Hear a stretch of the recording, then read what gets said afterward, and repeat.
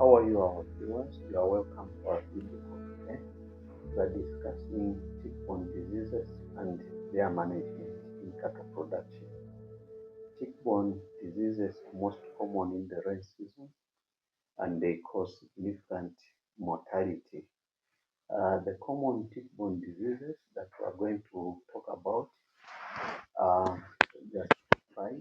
We are going to discuss East Coast fever, which is called Denkete. Yes, Denkete in southern province of Zambia, and it is called Godola in eastern province. The symptoms of East Coast fever are high fever, swollen lymph nodes, labored breathing. So if you see some of these symptoms, it could be East Coast fever. Then the second tick-borne disease of economic importance is red water, also known as babesiosis.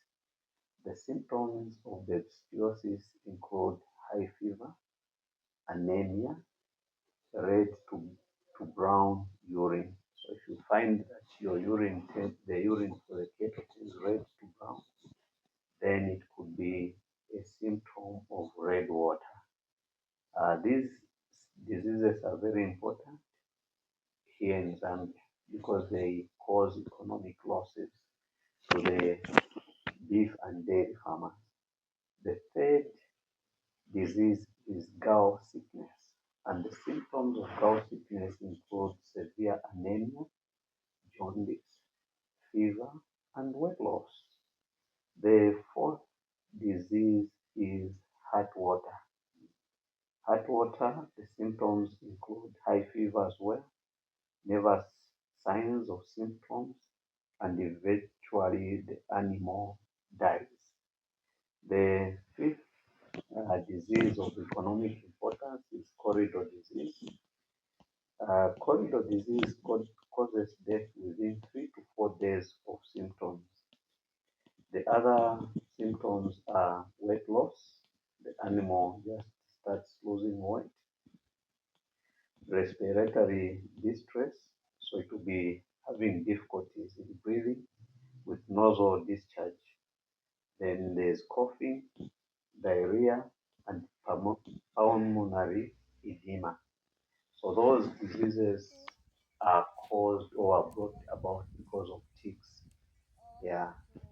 Then these ticks, how can we prevent or manage this illness or this disease? The management or prevention of these diseases, the tick-borne diseases, include vaccinations. So if you have vaccines around your area, you can vaccinate against these diseases if the vaccines are available. Yes. Then the second management practice is to keep tick-tolerant breeds. Here in Zambia, the local breeds include the Tonga and the Baila, which were common on the southern province. This is the smallest of the Zambian breeds of cattle. It is a Sanga breed, and the male or the female, most of the times they are harmless, and it has got multiple colors. It can be brown, dark brown, black, or a combination of black and white, brown and white. These lived and adapted to the environment, the Zambian environment, and they tolerate most of these tick-borne diseases. And these animals, because they are smaller, you find that they have smaller hooves and long legs. They're able to walk longer distances when there's a drought to look for pastures and water. Then the second breed of cattle that is kept in Zambia is the Angoni breed. The Angoni breed is a medium zebu breed with a hump and with the short, stouty horns. It has got multiple colors. It can be black, it can be brown, it can have a combination of black, white, brown, white, or just white, and so on. This breed also is found in Eastern Province and uh, some northern parts of Zambia. The Angoni breed is also tolerant to these diseases that are tick-borne. And the third breed of cattle is the Barose breed, which is the largest breed of cattle in Zambia. It has got large and wide horns found on the Zambezi Plains in Western Province. Uh, the, the breed is tolerant to most of the diseases, tick-borne diseases, and it is also able to walk longer distances. The Tonga or Baira breed, the first one that we talked about, is a rare breed in Zambia because of there's been a lot of crossbreeding with the Brahman and other breeds, so you rarely find it in southern province. Then the third way of controlling the tick-borne diseases is by movement control.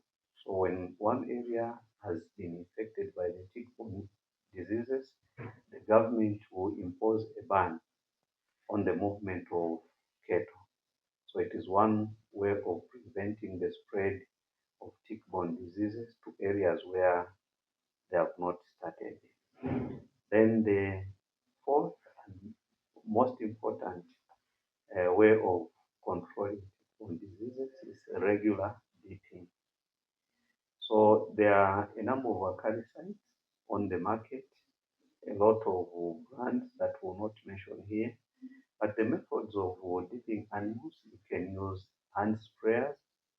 So you can use the common knapsack sprayer, which is put at the back, and you spray the animals. Then there are several hand sprayers for cattle, as shown in the picture.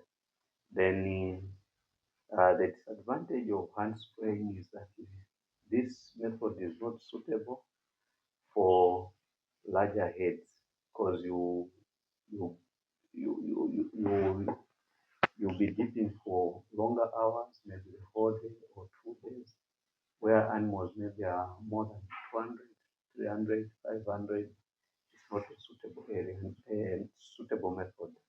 And when the people who are dipping are tired, then they will not completely dip the animals. That is one of the disadvantages. Then we can use a dip tank. A dip tank is like a bathtub for human beings, yes, a bathtub. So you you dig a pit, and in that pit the animal first plunges itself. So before it plunges itself, there's a foot bath which cleans the hooves. Yeah, you put water and it cleans the hooves. In the second portion, you put the acaricide or the dip, uh, so that the ticks that are in between the hooves will be able to be in contact with the acaricide. Then after that, the animal goes into the deep tank where it plunges itself, complete immersion, complete baptism. Then the deep tank is made in such a way that after the animal plunges itself completely, there are steps until it goes out. Then on top, it should have a roof to avoid dilution of the chemicals or the drugs. Yeah, then the animal goes into the holding pen. Apart from that, then you can use a spray race. A spray race is like a shower for human beings. So it will have a tank outside, and in that tank, that's where the acaricides are mixed. After mixing the acaricides, you also have a pump. The pump can be diesel run or it can be petrol run. Then you pump the water into iron tubes or just tubes, metallic tubes, maybe about three. And each of those tubes has got nozzles. So about two, three nozzles on top, two, three nozzles on the sides, which makes six on the sides. Then down, you have two, three nozzles. So the spray, you spray the animal completely as it trailers are expensive to construct because they will, here in Zambia, they will cost about 50 to 60,000, which is about $2,500. But once you install them, you use them for a longer time. So that's the methods of managing these tick-borne diseases that we have been looking at. I hope you enjoyed our video. We hope to educate, to entertain, and we are asking you to develop with us by sharing the video, by subscribing, and by commenting below. Thanks, our viewers. Bye and shalom for now.